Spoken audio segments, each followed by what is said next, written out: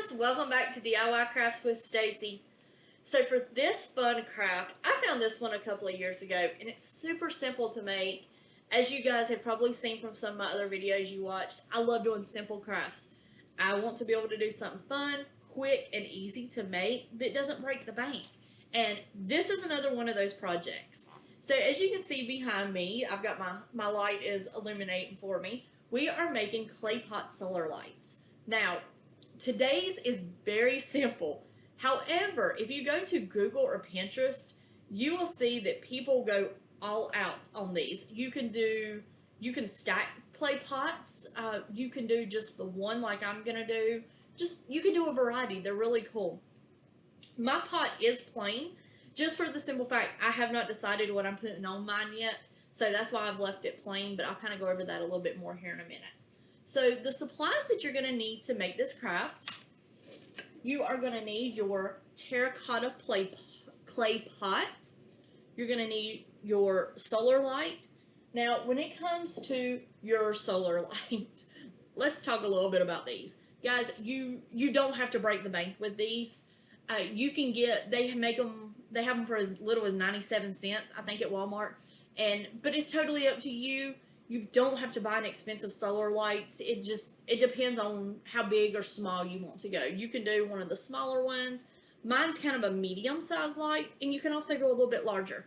That is totally up to you, so don't think that you have to buy the most expensive solar light.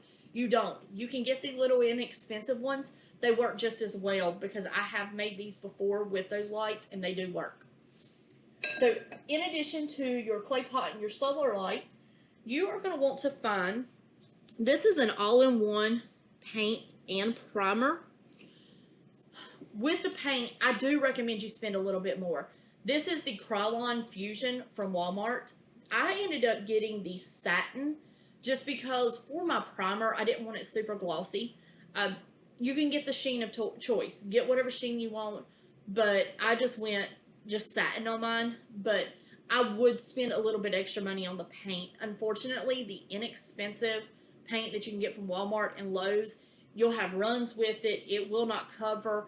It only took me 2 coats to cover this, and I just did that because I wanted to make sure that none of the clay pots showed through on my design that I decided to put on it. So with that said, I would spend a little bit extra on your paint, but you can go inexpensive on everything else. Next, you will need, if you decide to add, some of you may be artists. I am not. There is no way for the life of me I can freehand anything on a clay pot. So I opt for stencils. You can get whatever kind of stencils you want. You can order these off Amazon. I got this pack at Walmart. Just anywhere you can find stencils. You may have some laying around at home, or hit up your family and friends. They may let you borrow some. So next thing you're going to need is your brushes. I have some foam brushes, but you can also use just a regular paintbrush. You don't have to use, however you're going to do your design, you may want to use in detail paintbrushes, some small ones, some large ones, totally up to you. And then just your craft paint of choice. So once you spray paint it and let it dry, like I said, I only did 2 coats with the Krylon Fusion and it worked perfect. You just spray it evenly, make sure you get your coats on there, and then once that dries, you can just use your craft paint. I bought the red just for the simple fact my mom is a red person, and I have dogs, so I likely will not keep this, just for the simple fact that my dogs will probably knock it over and break it. So I bought the red craft paint because I'm probably going to do something red for her and give to her to put on her front porch. And so just any kind of color craft paint that you want to use. So all you do after you spray paint it, you either freehand or do your stencil, let it air dry, and you're done. Now, you can opt to put a poly coat on it to protect the paint against weather. And I do want to mention, be careful with your poly top coats, because some of them I have found in the past when I've done projects that those poly top coats actually do turn your paint colors. I spray painted it on some white, and it actually turned my white yellow. So just kind of be careful with that. My advisement on that would be to maybe not use a poly coat unless you can find one that works.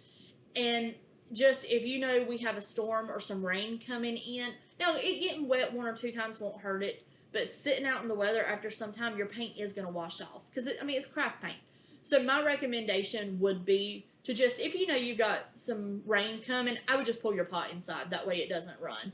So, but that is today's fun craft. I told you guys, super simple, quick and easy, inexpensive. So I hope you enjoy it just as much as I do. And when y'all do them, share them. We want to see what they look like.